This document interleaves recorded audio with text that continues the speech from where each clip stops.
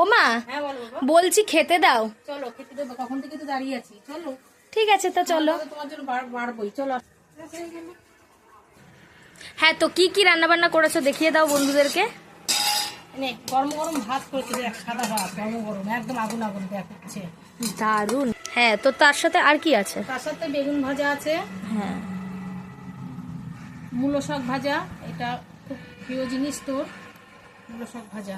উপরে লঙ্কা দেওয়া আছে দেখ, বাহ। কাঁচা শুকনো লঙ্কা ভেজে দিয়েছি।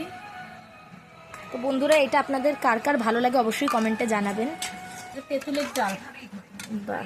তেঁতুলের ডাল করেছি পাতলা করে, তেঁতুলের মসুর ডাল পাতলা করে তেঁতুল দিয়ে করেছি। বাহ।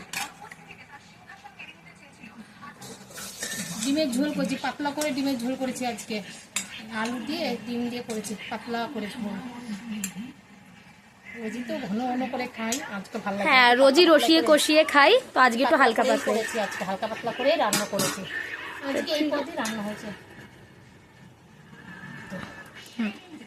এই দেখো তোমার বাহ, খাবার। দারুন। তা দারুন থালি সাজিয়েছো। তো বন্ধুরা, আজকে আপনাদের আজকের রান্নাবান্নাগুলো কেমন লাগলো অবশ্যই জানাবেন। আর ভালো লাগলে লাইক, সাবস্ক্রাইব, শেয়ার এবং ফলো করতে একেবারে ভুলবেন না। আজ এইটুকুই, টাটা।